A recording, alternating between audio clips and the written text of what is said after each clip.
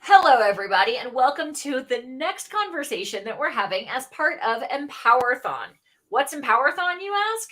It is the inaugural fundraising event to help launch the Parent Tween Foundation. So, without further ado, we'll come back and chat about it in a second. But I want to say a big thank you to Beth Jones from The Nourished Athlete, who's coming back to us for our second, third conversation. But this one, I really appreciate the fact that you're doing this in support of Parent Tween Foundation, Beth. Oh, absolutely. I'm always happy to come and chat with you and, help the people and the members of your community, and to support this foundation is even just a bonus for me. So Awesome. Thank you. So, if you don't know about Parent Tween Foundation, it is the nonprofit charitable leg of the Parent Tween Connection. And the Parent Tween Connection is where parents go when they don't know where to go. We're kind of like the hub of all of the professionals that we're surrounding you with, so that when you need help to help your teens or tweens or yourself, we can say, hey, here are the professionals that you can go to for that help. And the Parent Tween Foundation, our mission is to bridge the financial gap that so frequently exists between families and the help that they need.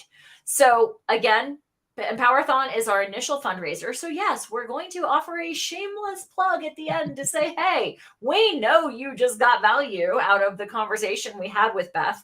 So to say thank you and to help other families, follow the link that is in everywhere where we're live streaming. We're live in our Facebook group, on our LinkedIn page, and on our YouTube channel. So if you follow that link in the description, it will be a direct thank you to Beth. So, by the way, if you are interested in participating in the conversation, come on over to our Facebook group. Just search for us at Parent Tween Connection. I do have it open so that if you do join while we're chatting with Beth, I can bring you into the group. You can comment, you can ask questions. So, without further ado, Beth, we are talking about something that I think a lot of families don't necessarily want to think about or know to think about if either direction, and that is the overwhelm that comes for teen athletes. It's a different kind of overwhelm, for a couple of reasons we'll talk about, than exclusively like academic overwhelm. And I think some of this is going to cross over to, like, if you have a musician in your world, or you have a thespian in your world, wherever they have an identity that's based on the thing that they do, some of these concepts are going to transfer, but really your expertise is working with athletes. exactly. And you're absolutely right. I mean, I work a lot with athletes, but I also work with teens outside of athletics. And the things that we're talking about today, as you said, they're going to be seen with kids in any type of extracurricular activities. Right. So, yeah. So let's talk first and foremost. Okay, we're talking about overwhelm primarily or specifically with athletes. Let's start with the signs and the symptoms, because we can't help our kids if we don't recognize what's going on. So let's start with there. Absolutely. I mean, one of the things that I like to even do before, with the signs and the symptoms, is also to understand that there are different stages that kind of lead up to that as well. Okay. And so I'm going to start with that, if you're okay, because then the Yeah. signs and the symptoms definitely just kind of flow in with that. Sure. And usually what we kind of start with is, the athlete is placed in a situation where they have just a variety of different demands. And so if we look at kind of the lives of our student athletes these days, but, of any of our teens, they are juggling school. They are juggling, usually several AP classes for some of these high achieving. And I will say that usually these athletes that will start that are more vulnerable to this are perfectionist athletes. So they have, school, they have a heavy course load while they're at school. Often they're, participating in multiple teams. So maybe they're on their high school team, but they're also on a club team, or they're doing additional training, like private coaching or private training outside. Some of them not only do sports, but as you say, they participate in band or orchestra or music or drama or dance, outside of school too. So they have that. Then they have their homework. And oh, by the way, they want to go to a D1 school and play athletics. So now they're trying to get recruited and talking with the coach and getting their films up there. Oh, but then on top of that, they also have to get into school and college. And so now they're doing all of the things to pad up their applications to do that. So suddenly you start looking at what we call the allostatic load, which is kind of a more laid person, is like your life load. What all the balls that you have in there. I have a great activity I do with kids or with my teens called What's on Your Plate. And we literally take a plate and start writing everything that they either are committed to, that they're doing, what's on their minds and everything. I mean, and those plates are full. I equate it to when you go to Thanksgiving dinner and you just start layering more and more. Absolutely.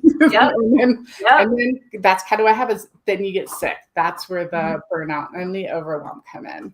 So it's not just like tryptophan, like you eat too much turkey and you're ready to go to sleep. It's a similar effect, right? Where it's just like you get overloaded and then it's like you want to do nothing.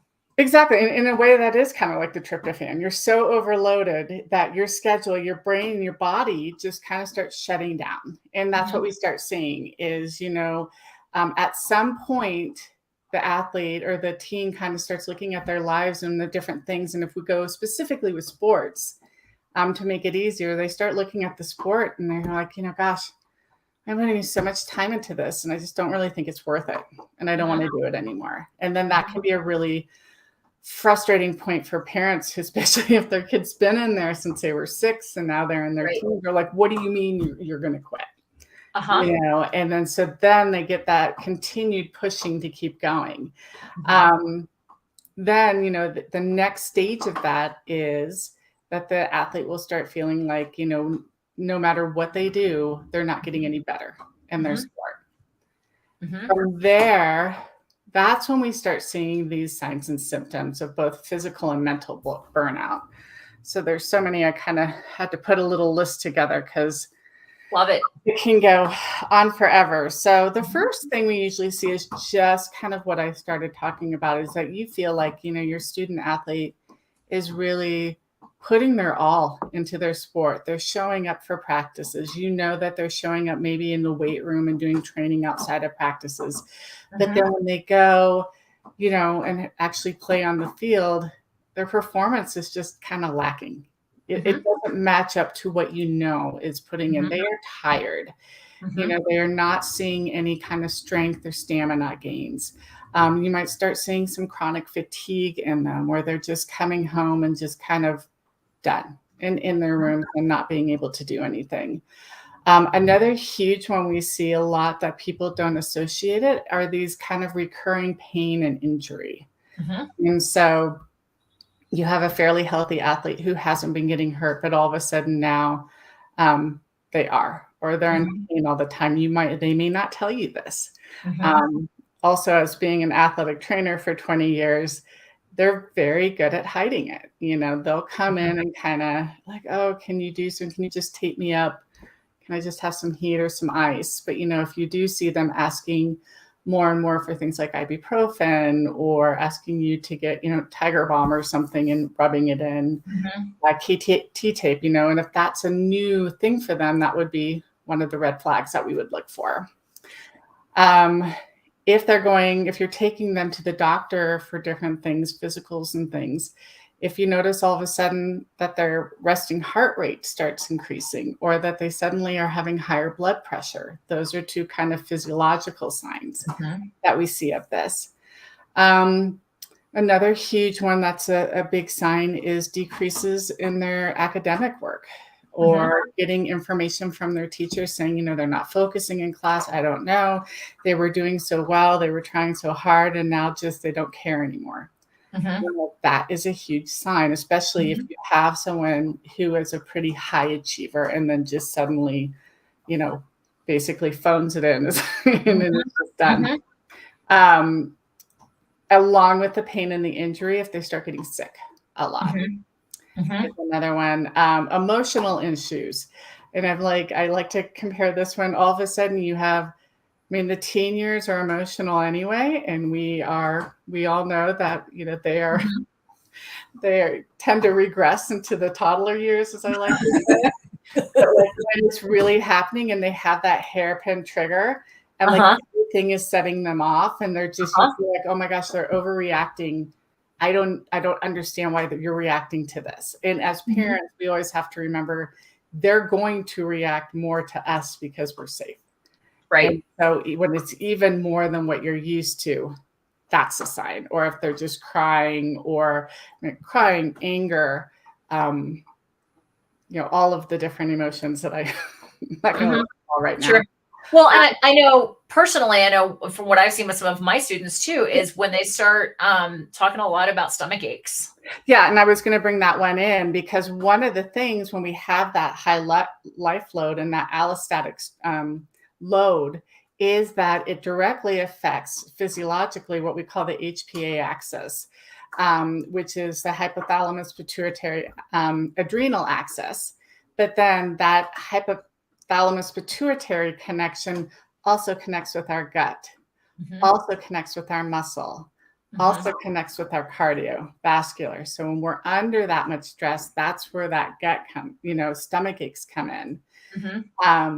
And then along with that, you get the stomach aches, but you're also not, even if you're feeding them a really great diet, they're not necessarily absorbing the nutrients like they need to. And so that's part of what also leads to some of the kind of more physical symptoms that we see in that breakdown.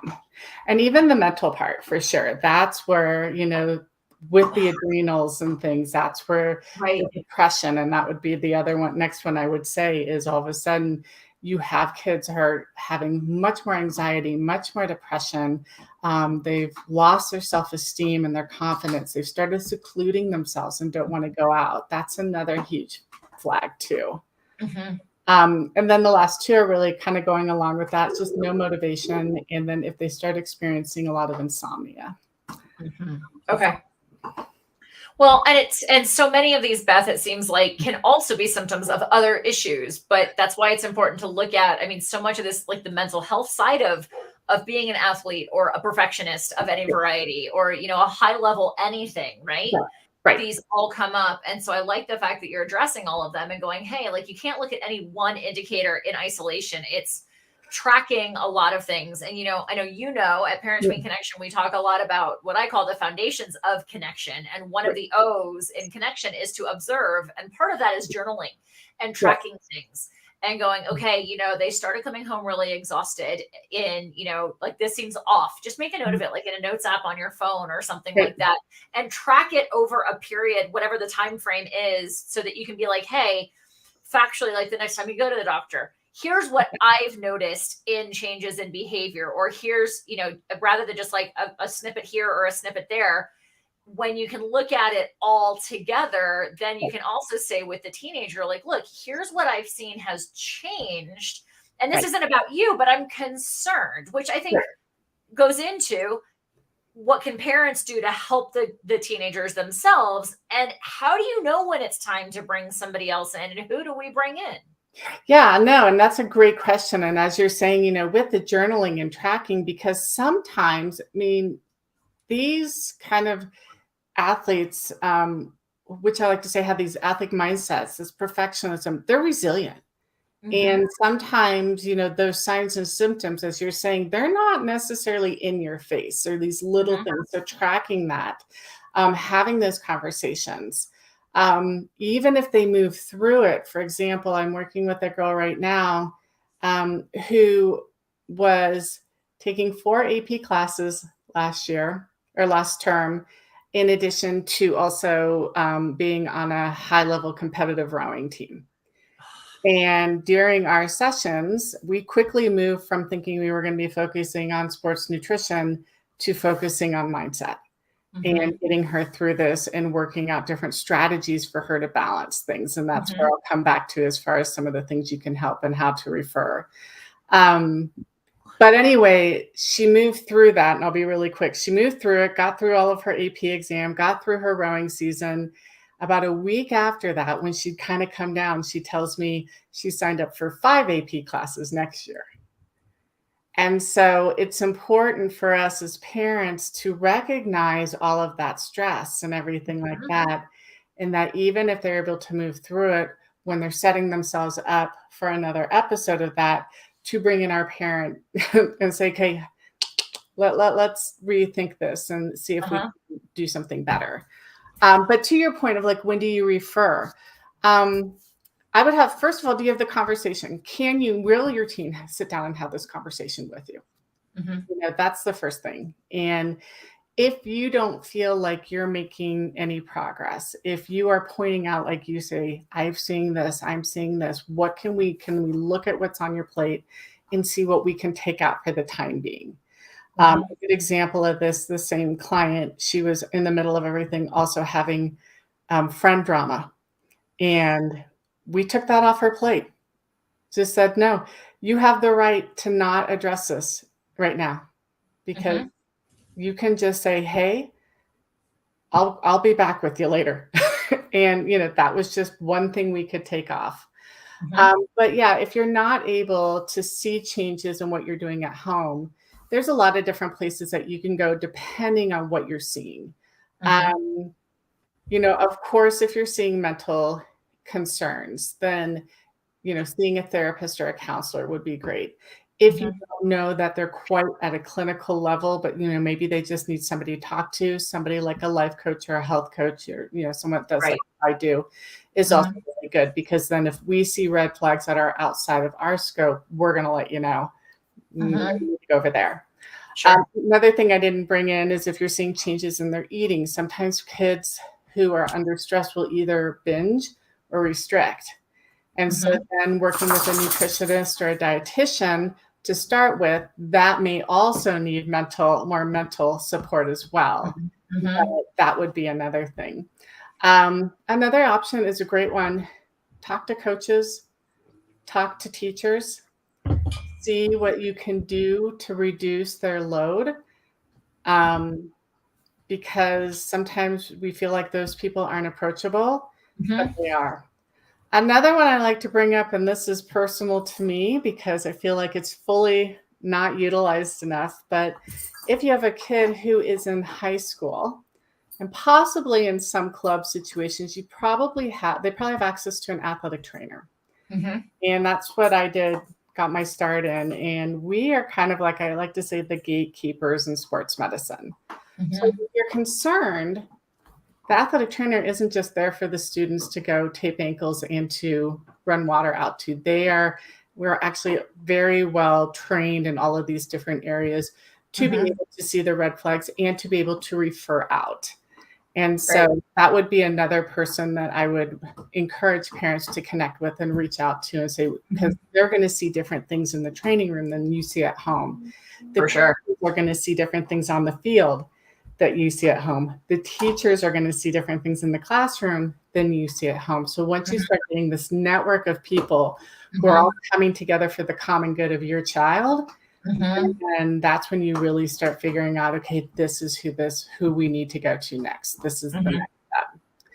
So that kind of comes to, what do we do? When do we Mhm. refer? One of the first things we have to start doing is looking how we can start balancing their load. And so Mhm. making those connections with as many different people as have access to our kids as we can.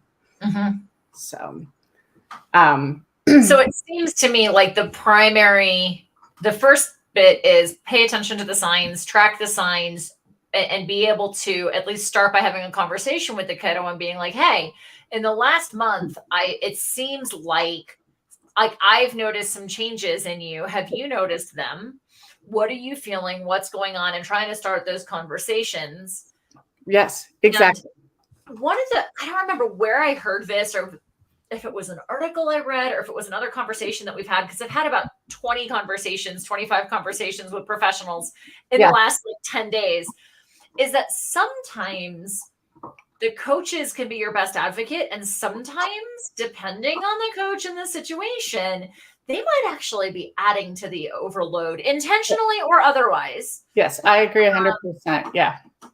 And so, do you have any insight as to how a parent might navigate that when it's a case, and frankly, I'm just going to go on record and say that sometimes the parents are adding to this. And I don't mean to like be that guy and say, and I'm not saying it's any 100% any one person's fault, but oftentimes if it's a, what do you mean you got a 90 on the exam, or you've got to keep your grades up because you got to get into college. Like, I get that it's well-intentioned, but sometimes coaches and parents inadvertently are adding to the situation. Oh, absolutely. And again, 20 years of working directly in athletics at the high school level, I have seen the fantastic, the good, the bad, and the truly ugly.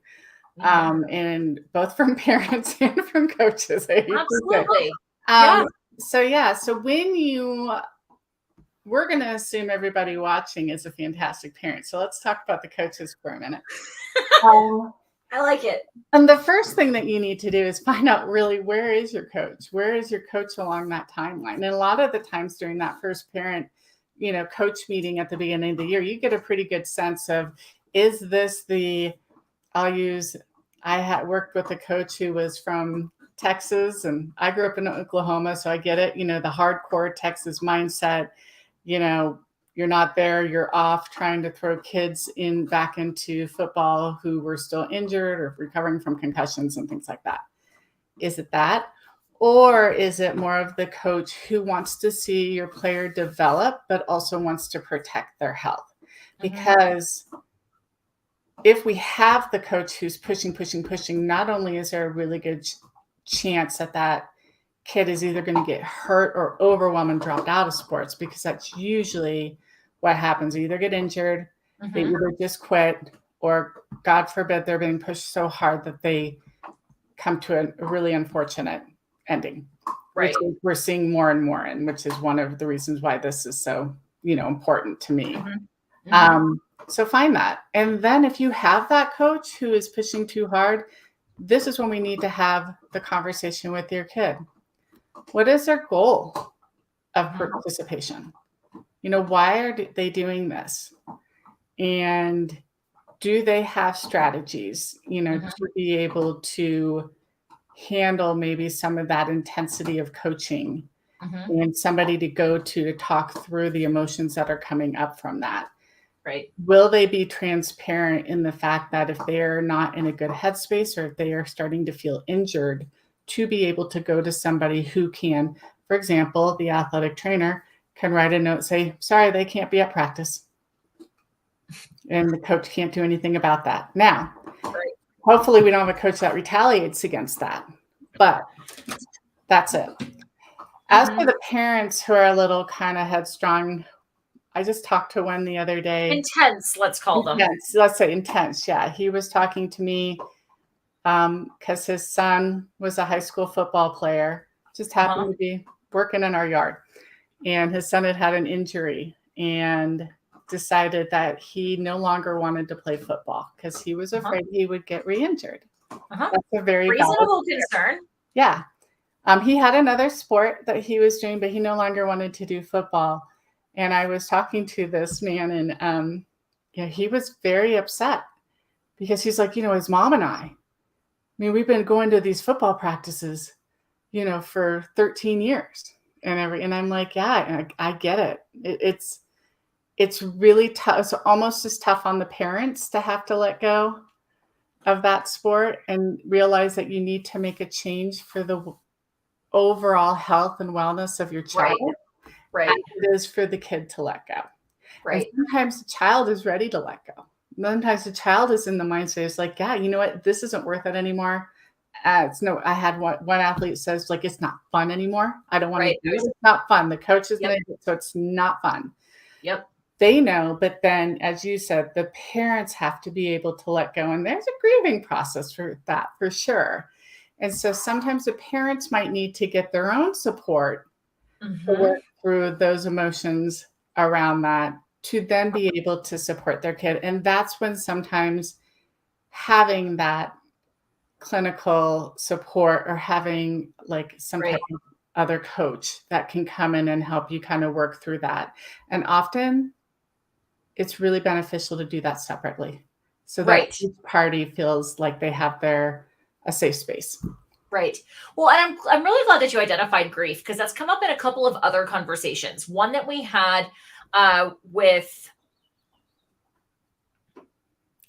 I'm spacing. I've had so many great conversations. I can see her plain as day and the name isn't there, but we were talking about like what to do when your kiddo isn't headed to college. So many families are like, college, college, college, college. It's the next best step. And it is the next best step for a lot of kids, but it's not the next best step for all kids. Right. I've also had this conversation relative to families where their kiddos have come out and identified as part of the LGBTQIA community, right? Where it's like, okay, I had this vision of my child marrying somebody of the opposite gender and this beautiful wedding and like the, white picket fence and the 2.5 children. And like they recognize as the parents that they need to kind of reevaluate what those visions for their kids were in order to really be present and fully support their kids.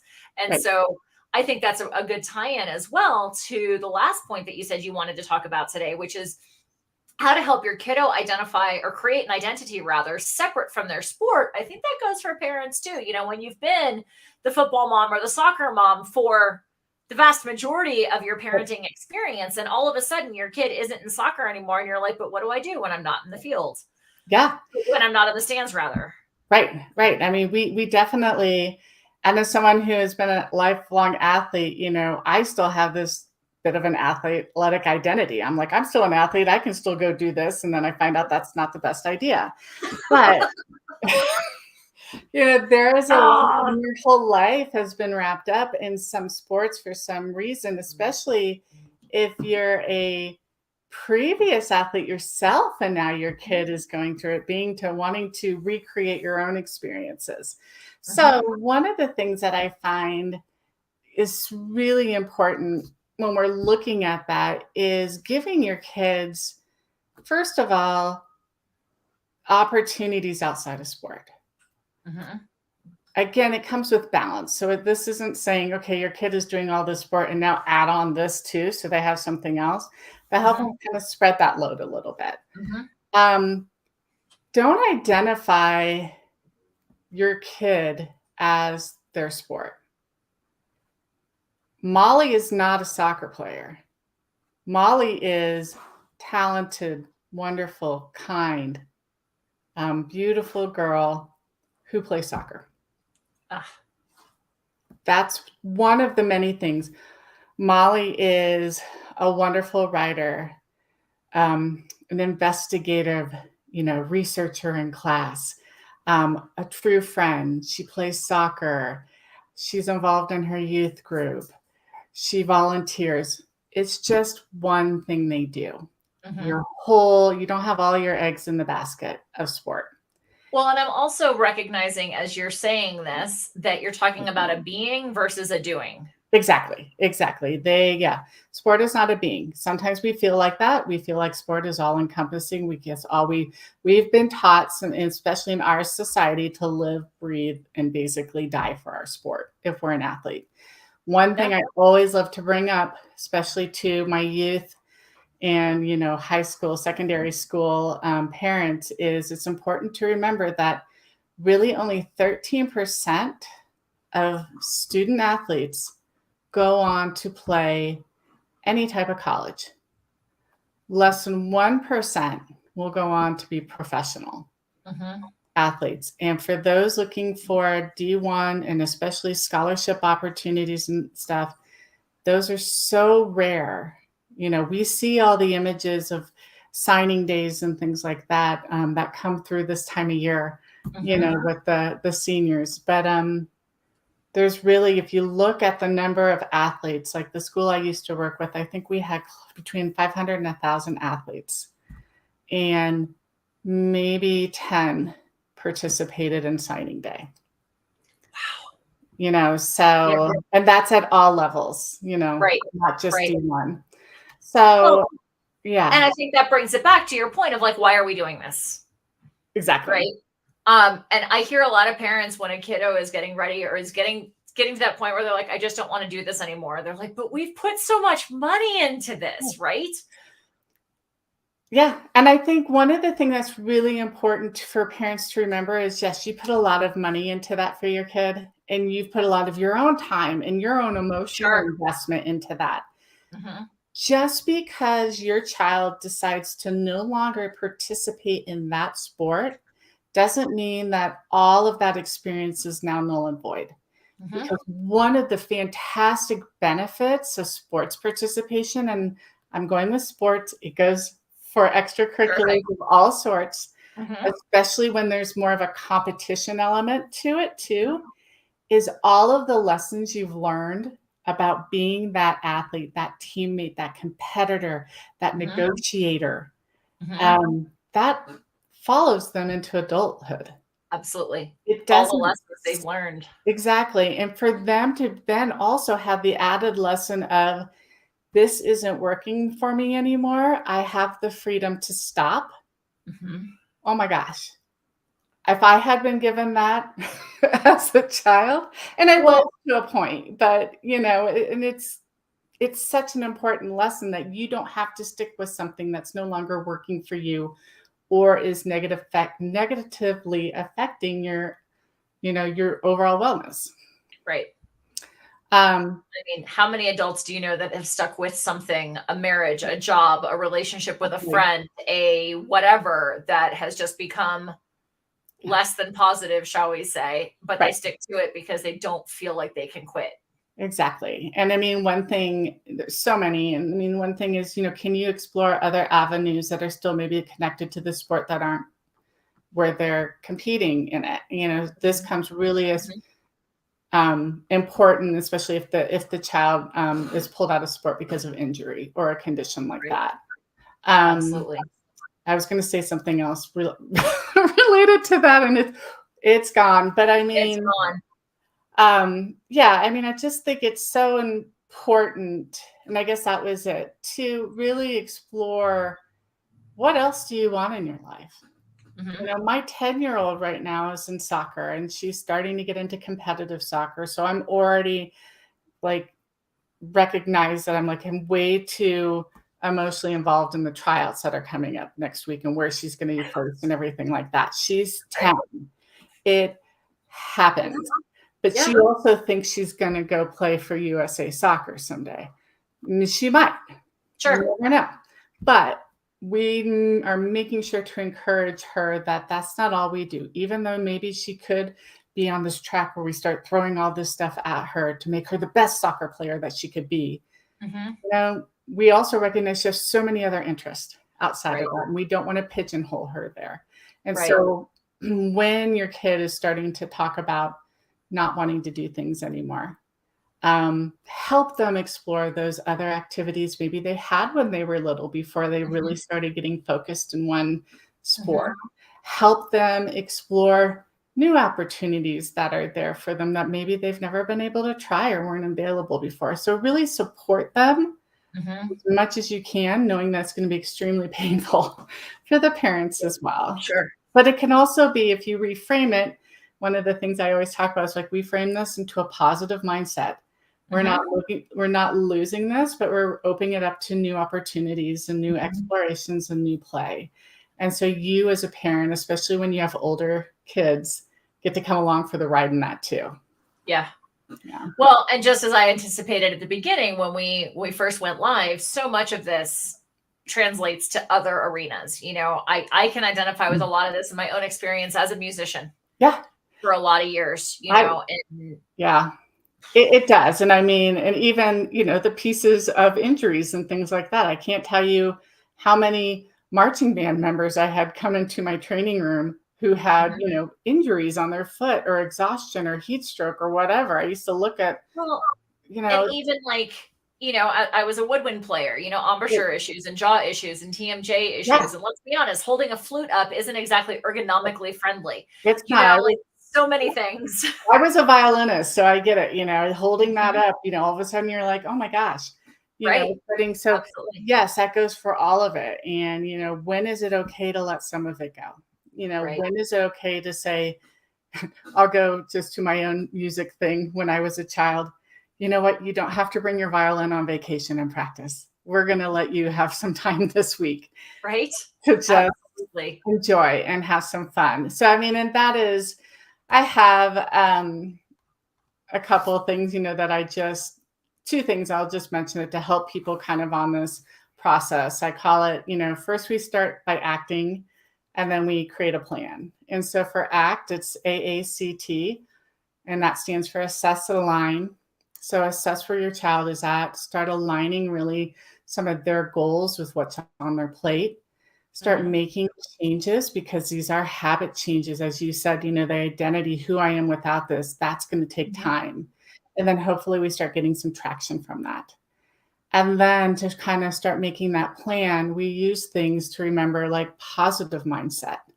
How can we reframe the situation, not being totally Pollyanna on it, still being real and authentic that, hey, this stinks, but what can we see in more of that positive growth mindset from it? Letting go. That is the hardest thing to do, especially if you've been doing so much for so long and been running in this overwhelm, overdrive space. To be able to let things go and sit in silence is hard. So working on that, allowing for rest and restoration. So physical rest, but also participating in more restorative activities instead of just the sport.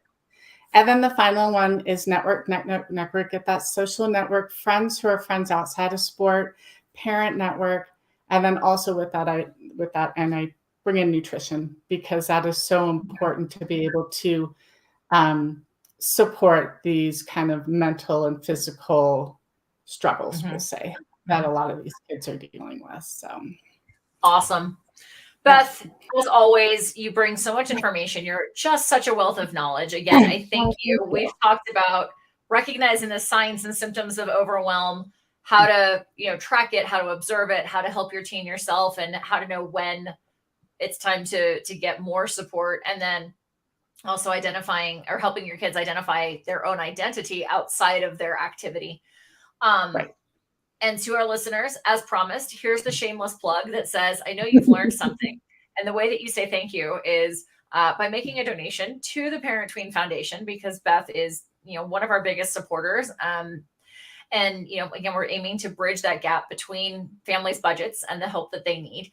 And we have a little bit of a fun competition going on amongst our speakers for this entire month-long event. And it's basically the speaker who is the fundraisingest, it's a word, it's a thing, it's like winningest, but fundraisingest participant, whichever speaker helps us to raise the most money individually, we will take 20% of however much their donations total and contribute it to another family-focused or teen or tween-focused nonprofit that they're passionate about. Because we want to grow, but there's so many other amazing organizations doing fantastic work. And the one that, Beth, you have identified, I need to scroll, is Women's Sport Foundation. Can you tell our listeners a little bit about them and what they do and why you're so interested in supporting them? Absolutely. Well, and I'll just be totally transparent. They're not specifically teen focused, but that is a big part of it. And the Women's Sports Foundation, obviously, as it said, they really support females in athletics. And they've been around for a while. They've been really supportive of things like Title IX and bringing more sporting opportunities to women, college level. But then they also started bringing it down to the high school levels and things too. And so this is so important because we are seeing more than ever just a dramatic fallout of girls in sport, especially starting around the age of 13. And that's a whole nother conversation we could have of why that is. But they are really giving opportunities to keep these girls in sport and to keep women in sport and support all of the different athletics and opportunities that there are. The reason I like it, obviously, I was a woman in sport myself, but I also focus a lot in my business on the female athletes and keeping these girls really performing well and feeling well and being successful. So that is why I love that foundation. Awesome. Well, we will see how it goes. We will see if we get to hang out the banner that says Beth helped us raise the most money individually. So thank you, Beth, again. And thank you to everybody who's tuned in. I know you got some good information. So I can't wait until the next time we get a chance to have a conversation. Thanks so much, Beth. Absolutely. Thanks. Bye, everybody.